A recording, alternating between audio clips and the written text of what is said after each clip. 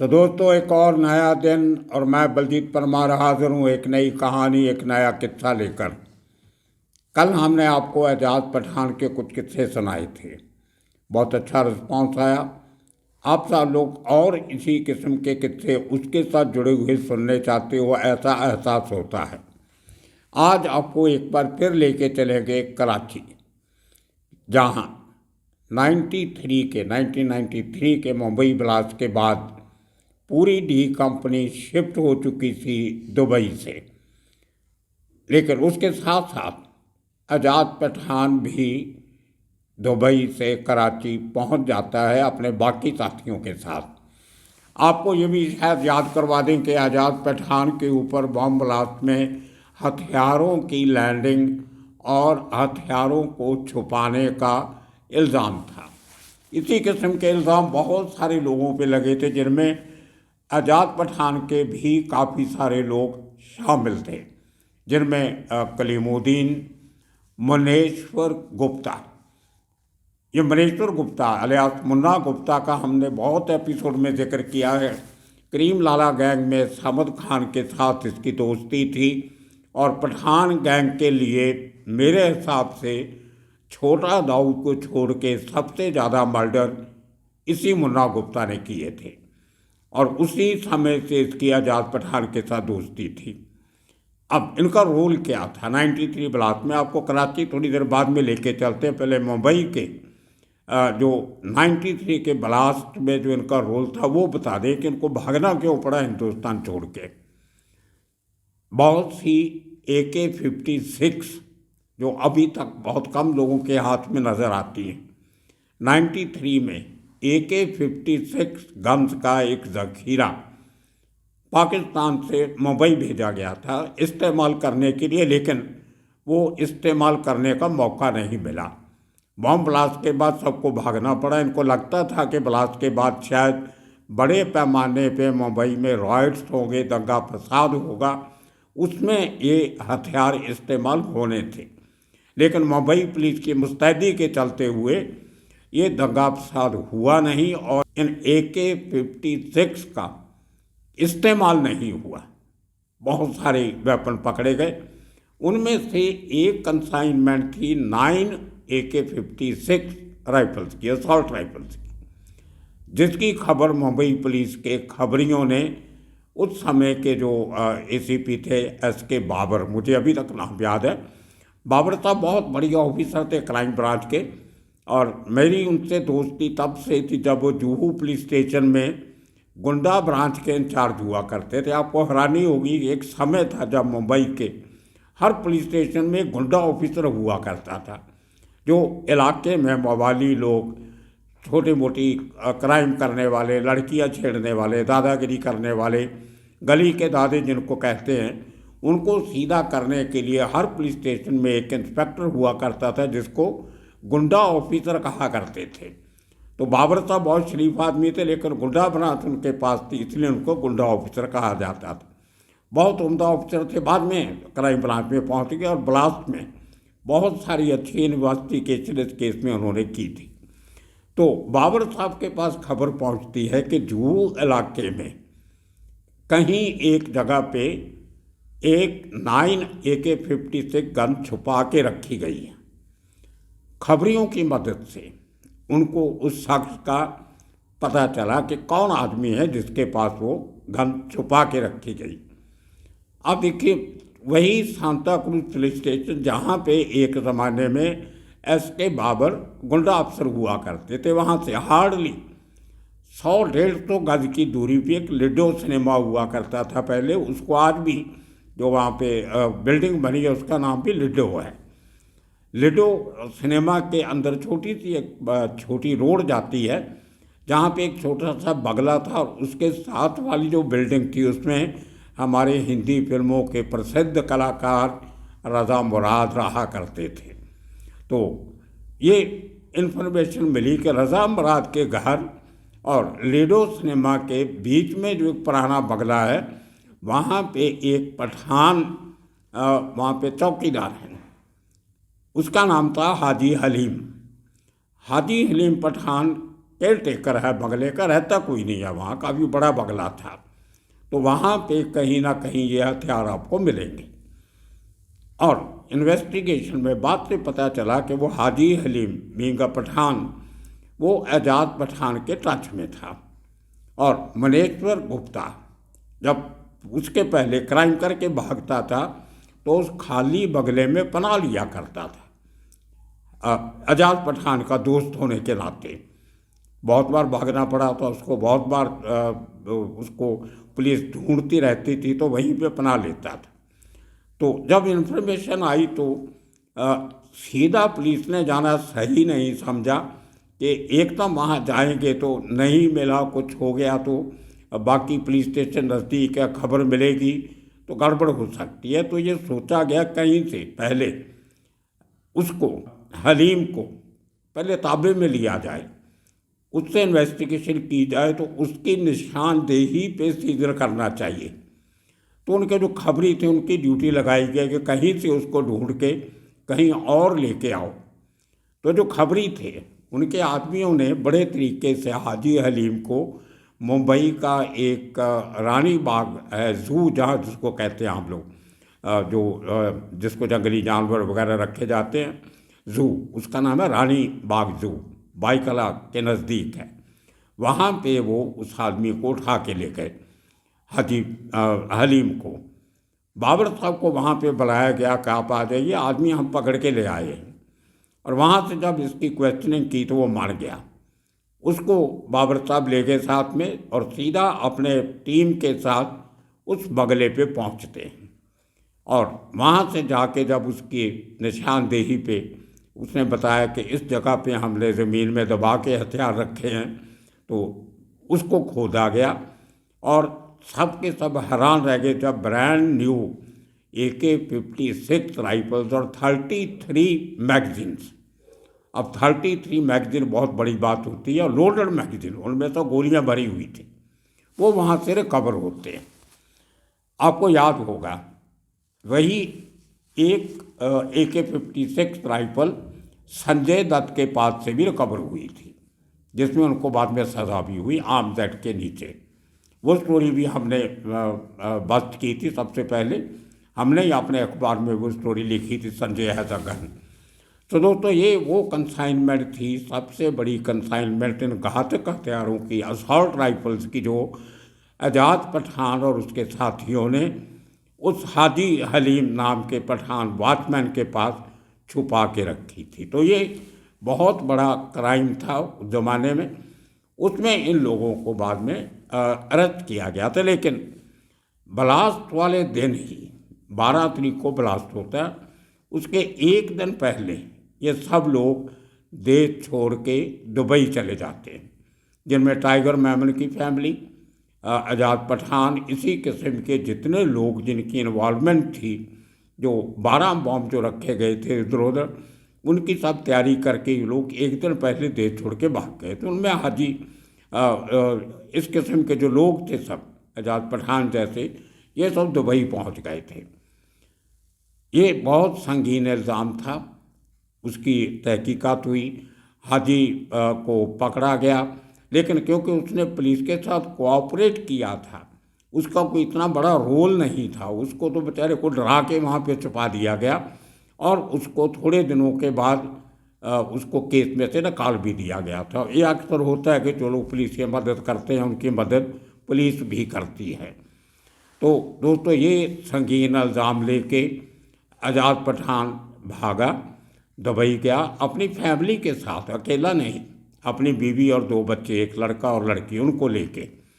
और वहाँ से जब दखल बढ़ा, सख्ती शुरू हुई, दाऊद इब्राहिम दुबई से कराची शिफ्ट करता है, तो उसके साथ ही आज़ाद पठान भी कराची में शिफ्ट कर जाता है अपनी फैमिली के साथ। लेकिन होता कुछ ऐसा है, एक ज़माने के दोस्त कब दुश्मन बन जाते हैं एक दूसरे के, ये पता नहीं चलता।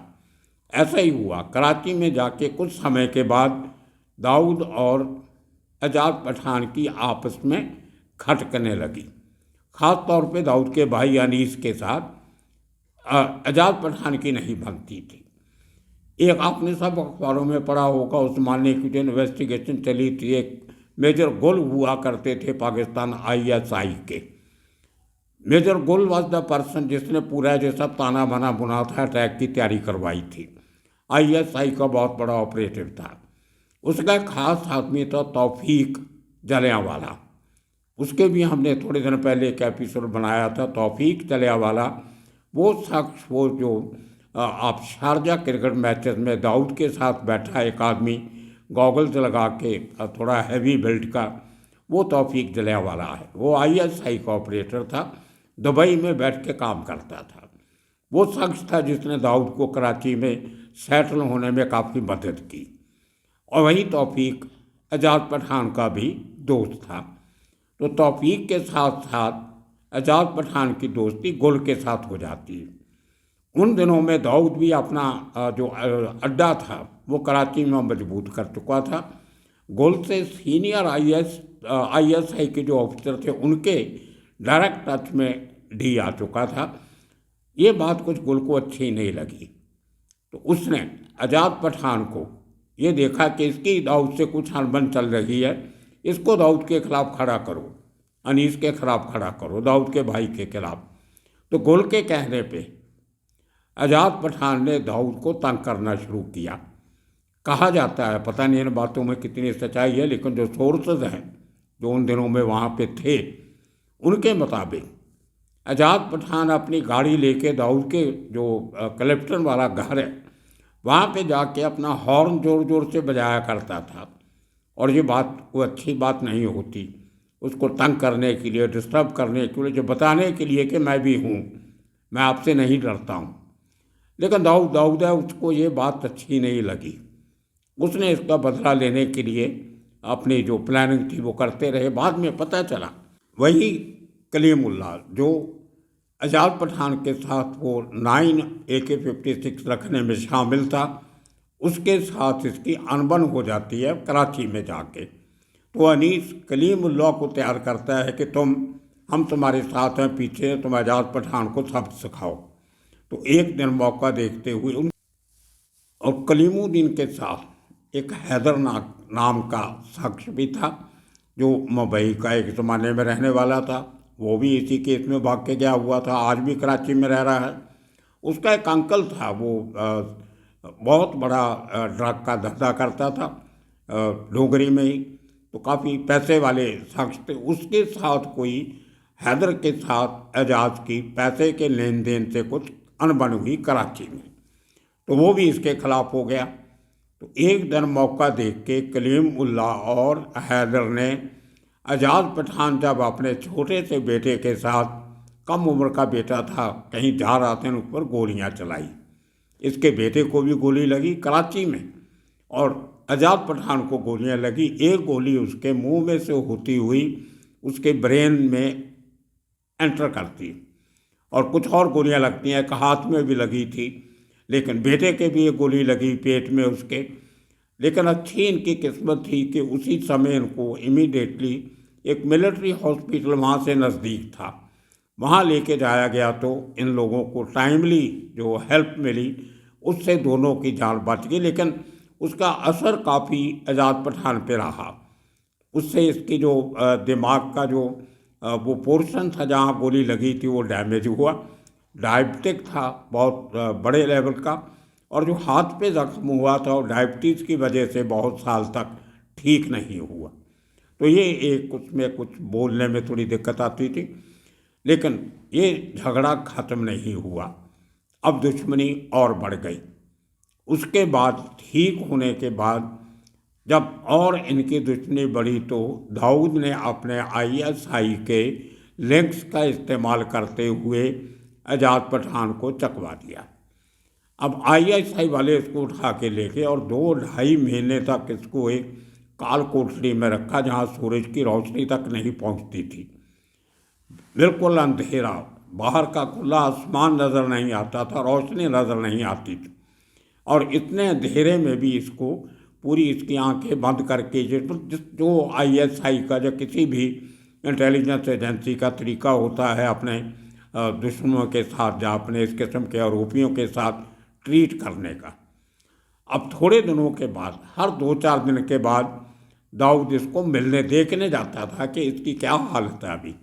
बहुत इसको मारा उन्होंने, बहुत पीटते थे, ISI वाले टॉर्चर करते थे।